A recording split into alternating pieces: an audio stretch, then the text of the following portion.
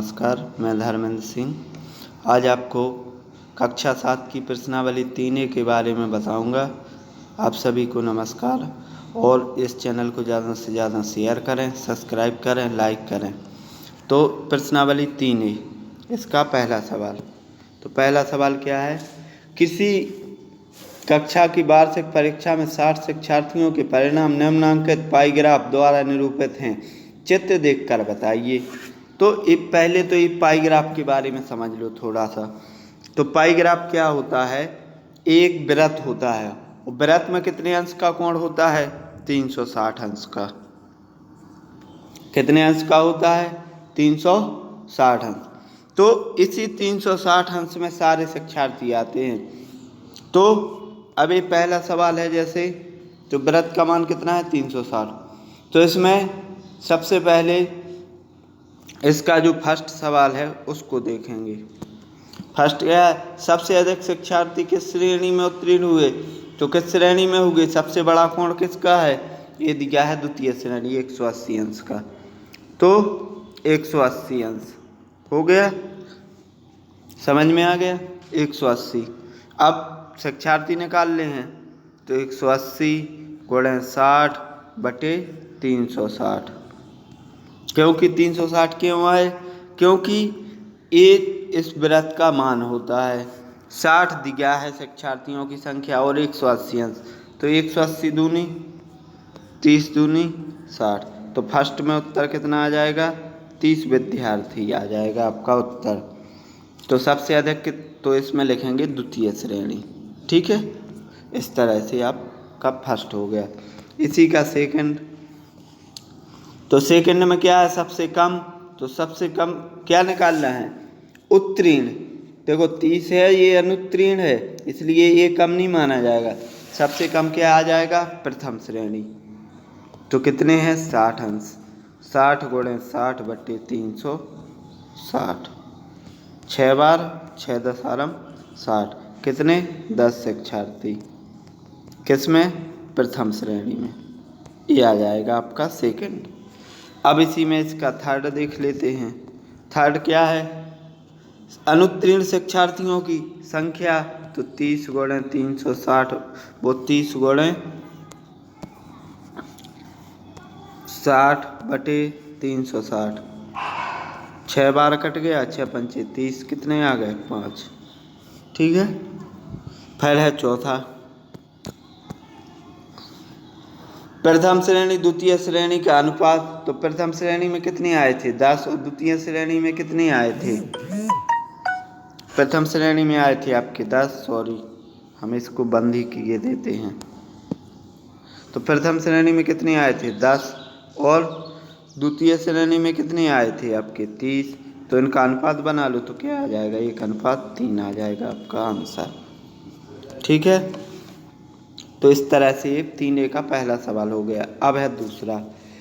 किसी भारत के किसी शहर में तेज गति एवं यातायात नियमों का पालन न करने के कारण विभिन्न साधनों से यात्रा कर रहे सड़क दुर्घटना में घायल व्यक्तियों की प्रतिशत दरें। तो कुल प्रतिशत सबसे बड़ा कितना होता है? 100। यही होता है सबसे बड़ा। बस इसी के आधार पर, जैसा अपन को अभी 60 रख रहे थे, उसी आधार पर आपको 60 की जगह कितना रखना है? 100 रखना है। तो इसका जो फर्स्ट सवाल होगा वो क्या आ जाएगा? सबसे अधिक घायल होने वाले व्यक्ति किस प्रकार यात्रा कर रहे थे? तो सबसे बड़ा कोण कौन है? पैदल। तो आ जाएगा आपका उत्तर पैदल। दूसरा, साइकिल से यात्रा करने वाले कितने प्रतिशत व्यक्ति घायल हुए? तो साइकिल का कोण कितना है? 90। तो कितने प्रतिशत हुए? तो सेकंड में आ जाएगा आपका 90 × 100 बटे 360। बिंदी से बिंदी 9 चौको 4 25 100। तो कितना आ जाएगा? 25%। यह आपका आंसर आ जाएगा सेकंड का। अब आते हैं इसी का थर्ड देख लेते हैं। थर्ड क्या है? मोटरसाइकिल से यात्रा करने वाले कुल कितने प्रतिशत व्यक्ति घायल हुए? तो मोटरसाइकिल से क्या है? तीसरे में वो जो अभी पिछला बताया वो तीसरा था। अब आप सेकंड देख लो। वो तीसरा बता दिया दूसरे के चक्कर में, तो वो आप उसको तीसरे में कर लेना। साइकिल से यात्रा करने वाले, तो साइकिल से 36 हैं, 36 गुणे 100/360, 10 आरम 100, कितना आ जाएगा 10%। सेकंड का आ जाएगा 10% और वो 25% आ जाएगा तीसरे का। आप देखो ये चौथा। पैदल व कार यात्रियों के घायल होने की प्रतिशतता, तो पैदल और कार दोनों की प्रतिशतता देखना है, पैदल और कार। तो पैदल तो आपका अभी फर्स्ट सवाल में अपन ने देखा, पैदल और कार। तो सबसे पहले जो साइकिल का आया 10%, वही उसका हो जाएगा। तो साइकिल का तो आ गया 10%। अब पैदल का देख लेते हैं। तो साइकिल का जब 10% है तो 36 कार का है, उतना ही साइकिल का है, तो कार और साइकिल का बराबर होगा। तो कार का तो आ गया आपका 10%।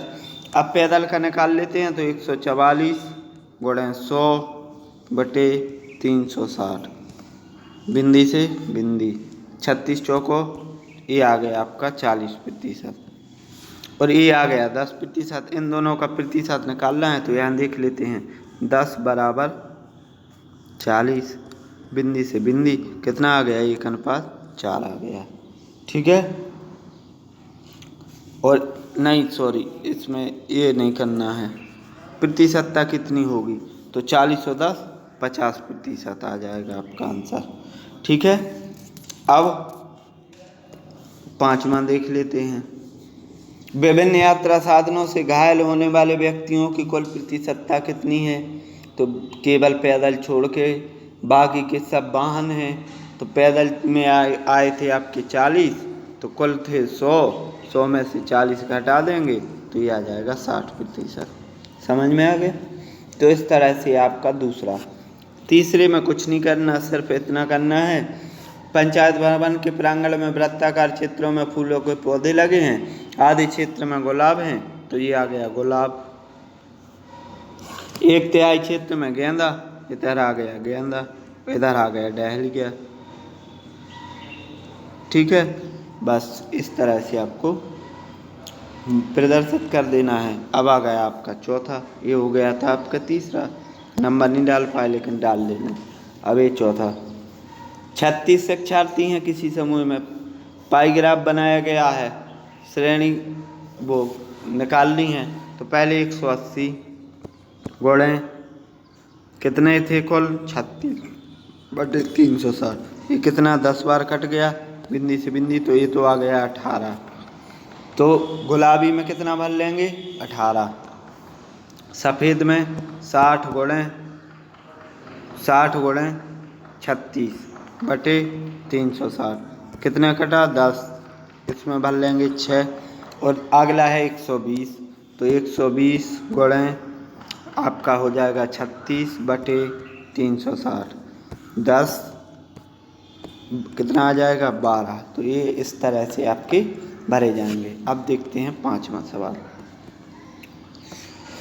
किसी संकुल के 4 विद्यालयों में कक्षा 7 के विद्यार्थियों को टीमों का आयोजन किया गया, पाईग्राफ बनाना है इसमें। तो पहले सबको जोड़ लेंगे, तो 20 + 25 + 30 + 15, ये आ जाएगा बराबर 90।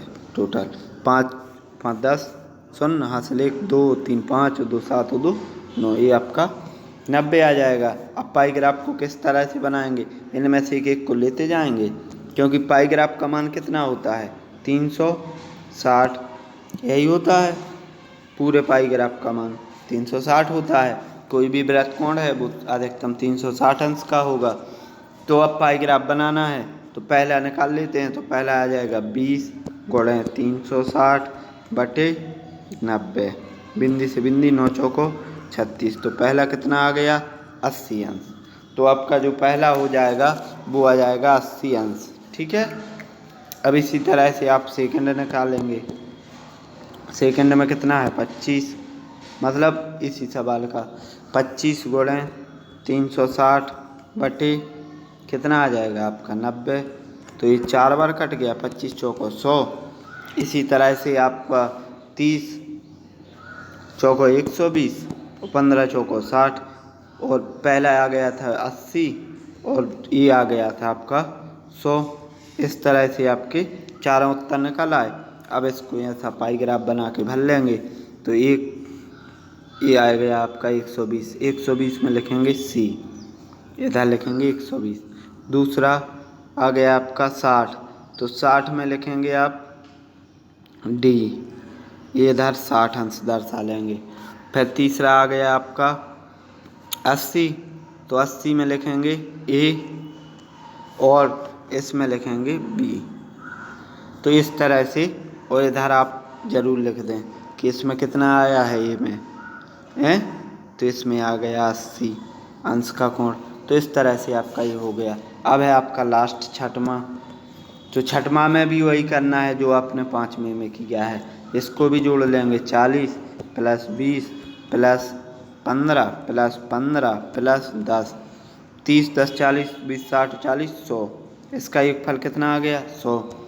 तो अब आप 360 में आप 100 से भाग दे देंगे, कितना आ गया 3.6 आ गया, ये आ गया आपका। अब इस 3.6 से आपको सब में गुणा कर देना है, 40 में 20 में 15 में 15 में 10 में, और इसी तरह से आपको पाई ग्राफ बना लेना है। समझ में आ गई? जैसे पहले फर्स्ट देख लेते हैं, तो 40 गुणे 3.6, तो कितना हो गया 4 × 24, 4 हाथ से लगाएंगे 2, 4 × 12 2 14, एक बिंदी इधर दशमलव, तो पहला कितना आ जाएगा 144 आ जाएगा। तो इस तरह से आपको कर लेना है इसको, ठीक है। तो इसी के साथ आज की आपकी प्रश्नावली पूरी हुई। नमस्कार, धन्यवाद।